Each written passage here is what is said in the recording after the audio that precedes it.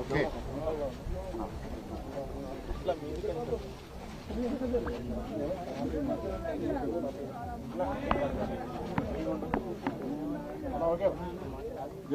అధికారంలో ఉన్న రెండు ప్రభుత్వాలు కూడా బాధ్యత విస్మరించి ఈరోజు రోడ్ల మీద ధర్నాలు చేస్తూ రైతులను మోసపుచ్చుతా ఉన్నారు.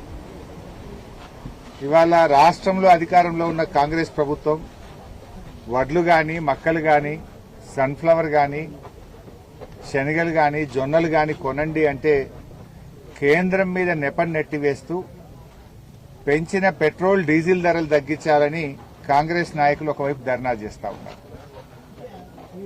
ఇవాళ కేంద్ర ప్రభుత్వం ఎఫ్సీఐ లెవీ కోటా రాష్ట్రానికి ఇవ్వకుండా రాష్ట్రంలో మక్కలు గాని, శనగలు గాని, జొన్నలు గాని, సన్ఫ్లవర్ గాని రాష్ట్రానికి కోటా ఇవ్వకుండా, సకాలంలో ఎరువుల కోటా ఇవ్వకుండా వాళ్ళేమో వడ్లు కొనాలి అని బీజేపీ భరోసా అనుకుంటే వాళ్ళు రోడ్లెక్కి తిరుగుతా ఉన్నారు.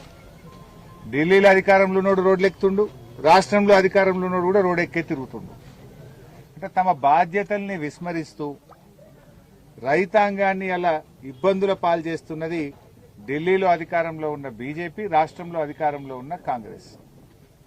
ఆనాడు కేసీఆర్ గారు బీఆర్ఎస్ ప్రభుత్వం ఉన్నప్పుడు 10 ఏళ్లలో ఎరువులకు ఇబ్బంది రాలేదు, 10 ఏళ్లలో వడ్ల కొనుగోలుకు ఇబ్బంది రాలేదు. మరి ఈరోజు ఎందుకు వస్తా ఉంది? మీకు చిత్తశుద్ది లేదు, రైతుల పట్ల చిత్తశుద్ది లేదు. వాస్తవానికి రోహిణి కార్తె వచ్చింది. గతంలో ఎప్పుడైనా రోహిణి కార్తె వచ్చే వరకు దాదాపు వడ్లు అయిపోతుండే. మీరు మొదలు నెల రోజులు వడ్ల కొనుగోలును ఆలస్యం చేసినారు. ఒక నెల రోజులు ఆలస్యం చేసింది. ఆన్లైన్ ట్యాగింగ్ అని, మొత్తం లోడ్ అయినాక అది ఏ మిల్లుకు పోవాలనో చెప్తామని, ఇది కొత్త రూల్స్ అని చెప్పి ఒక నెల రోజుల సమయాన్ని వృధా చేయడం వల్ల వడ్ల కొనుగోలు ఆలస్యమై ఇవాళ రైతాంగం ఇబ్బంది పడతా ఉన్నారు. ఇప్పటిదాకా సగం ధాన్యం కూడా పోలేదు, ఇంకా సగం ధాన్యం మార్కెట్లలో, కళ్ళాల్లో రైతుల దగ్గరనే ఉంది. ముఖ్యమంత్రి ఏమంటున్నాడు? 80% కొన్నాం, 20 పైసలే ఉంది అంటున్నాడు. మరి నువ్వు హైదరాబాద్ లో కూర్చుంటే నీకు నిజాలు తెలియవు. ఏ మార్కెట్కి పోయినా, ఏ ఊరికి పోయినా కూడా 50% ధాన్యం పోయింది, ఇంకా 50% ధాన్యం రైతుల దగ్గరనే ఉన్నది. అంటే ప్రభుత్వం పూర్తి అవగాహన రహిత్యంతో, బాధ్యతా రహిత్యంతో ప్రభుత్వం పనిచేస్తా ఉంది. ఇలా వర్షాలు పడి మొత్తం అన్ని గ్రామాల్లో రాష్ట్ర వ్యాప్తంగా కూడా వడ్లు తడిసిపోయినాయి. ఈ తడిసిన ధాన్యాన్ని ఏం చేయాలనో తెలియక రైతులు చాలా బాధపడతా ఉన్నారు. రేపొద్దున వరకు మొత్తం మొలకొస్తుంది, మొత్తం పగిలిపోతుంది. అందువల్ల ప్రభుత్వం, ముఖ్యమంత్రి గారు, బాధ్యత కలిగిన మంత్రులు రాష్ట్ర వ్యాప్తంగా వెంటనే వీడియో కాన్ఫరెన్స్ పెట్టండి, జూమ్ కాన్ఫరెన్స్ పెట్టి తహసీల్దార్లను, డిఆర్డీఏ అధికారులను, అందరు అధికారులను కూడా, జిల్లాలో ఉండే మొత్తం అధికారులను మండలాల వారీగా బాధ్యత పెట్టి తడిచిన ధాన్యాన్ని వెంటనే లిఫ్ట్ చేసి రైస్ మిల్లకు, బాయిల్డ్ రైస్ మిల్లకు పంపించాలని చెప్పి ప్రభుత్వాన్ని డిమాండ్ చేస్తా ఉన్నాం. ఎందుకంటే రైతు నష్టపోతాడు. ఇవాళ తరుగు లేదు అని ముఖ్యమంత్రి గారు, ప్రభుత్వం చెప్తుంది. ఏ రైస్ మిల్లు కూడా 43 కిలోలు పెట్టని దించుకునే పరిస్థితి లేదు. మీరు 43 కిలోలు పెడితేనే మేము దించుకుంటాం, లేకపోతే మా దగ్గర రానే రావద్దని తెగేసి చెప్తున్నారు ఇలా రైస్ మిల్లులు. స్పష్టంగా చెప్తా ఉన్నారు. మరి బాధ్యత కలిగిన అధికారులను అడిగితే మీరే మిల్లులతో మాట్లాడుకోండి, ఏడుకో ఆడికి చేసుకోండి అని అధికారులు కూడా చేతులు ఎత్తేసిన పరిస్థితి ఉంది. ఇలా క్వింటాల్ మీద 3 నుంచి 5 కిలోల తరుగు పెడతా ఉన్నారు. ఏ గ్రేడ్లో కొనాల్సిన వడ్లను మొత్తం బి గ్రేడే కొంటున్నారు. ఇది గత చరిత్రలో ఎప్పుడు కూడా లేదు. ఎప్పుడైనా ఏ గ్రేడ్లోనే వడ్లు కొన్నారు. కానీ ఈ సంవత్సరం మాత్రం మంచి వడ్లను కూడా బి గ్రేడే రాస్తున్నారు. అటు బి గ్రేడ్ పేరు మీద ఎకరాకు రైతు 600-700 రూపాయలు నష్టపోతున్నాడు. ఇటు తరుగు పేరు మీద 3 కిలోల నుంచి 5 కిలోలు తరుగు పెడితే దీని మీద రైతు దాదాపు 3,000 రూపాయలు నష్టపోతా ఉన్నాడు. 2 రకాలుగా రైతుకే నష్టమైతా ఉంది. ఇటు హమాలీ ఛార్జీలు, లారీలు కూడా ఏమైతున్నాయి, వెయిటింగ్ ఉందని చెప్పి లారీ డ్రైవర్లు కూడా రైతుల దగ్గర డబ్బులు వసూలు చేస్తున్నారు. ట్రాక్టర్ల మీద పెడితే 3 రోజుల దాకా అన్లోడ్ అయితే లేదని ట్రాక్టర్లకు కూడా 3 అంతలు 4 అంతలు ఇవాళ రవాణా ఛార్జీలు కూడా పెరిగి అది కూడా రైతుల మీదనే భారం పడతా ఉంది. ప్రభుత్వం ధాన్యం కొనుగోలు విషయంలో పూర్తిగా విఫలమైపోయింది. ఈ ప్రభుత్వం యొక్క బాధ్యత రహిత్యం వల్లనే ఈ రకంగా జరిగింది. మొదలు 90-95 లక్షల మెట్రిక్ టన్నులు కొంటామన్న ఉత్తమ్ కుమార్ రెడ్డి ఇప్పుడు 70 కొంటా అంటుండు. ఎందుకు తగ్గిస్తున్నావు? వాస్తవానికి ఇలా కాళేశ్వరం జలాలతోని బంగారముల పంట పండింది. ఇలా పంట పండించుడు అల్కగైపోయింది, పంట అమ్ముకోవడం కష్టమైతా ఉంది. ఈ ప్రభుత్వం యొక్క వైఫల్యం వల్ల ఇలా చుక్కలు కనబడతా ఉన్నాయి పంట అమ్ముకోవాలంటే. మీరిద్దరు ఇదేం డ్రామా? డీజిల్ పెట్రోల్ ధర పెరిగినాయని కాంగ్రెస్ వాడు రోడ్ ఎక్కుతాడు, వడ్లు కొనాలని బీజేపీ రోడ్ ఎక్కుతాడు. ఒకడు ఢిల్లీలో అధికారంలో ఉన్నాడు, ఒకడు రాష్ట్రంలో అధికారంలో ఉన్నాడు. మీరు బాధ్యతలు విస్మరించి మీరు ఇవాళ ప్రజలను ఇబ్బందులకు గురి చేస్తున్నది మీరు. ఇలా కేంద్ర ప్రభుత్వం నుంచి కొనమనండి. రాష్ట్రానికి కేవలం ఇప్పుడు 51 లక్షల మెట్రిక్ టన్నులే మీరు కోటా ఇచ్చిండ్రు. రాష్ట్రంలో పండింది 1,40,00,000. పూర్తి కోటా ఇవ్వమని చెప్పి ఎంపీలు ఈడ బీజేపీ ఎంపీలు ఇక్కడగా తిరగాల్సింది. మీరు ఢిల్లీలో పోయి సివిల్ సప్లైస్ మంత్రి దగ్గర కూర్చొని రాష్ట్రానికి 1,40,00,000 కోటా ఇప్పియండి. ఇవాళ రాష్ట్ర ప్రభుత్వాన్ని కూడా అడుగుతున్నాం. గతంలో కేసీఆర్ గారు ఉన్నప్పుడు కూడా అప్పుడు కూడా ఇదే బీజేపీ ప్రభుత్వం వడ్లు కొనమంటే మంత్రులు ముఖ్యమంత్రిపై మేము ఢిల్లీలో ధర్నా చేసి ఒత్తిడి పెట్టి కొట్లాడి మేము కోటా తెచ్చినాం. మీరెందుకు కోరు ఢిల్లీకి? ధర్నా చేయండి, లేదు రాష్ట్ర ప్రభుత్వం తరఫున కొనండి. మీరు కేంద్రం పేరు చెప్పి మీరు తప్పించుకోవడం ఏంది?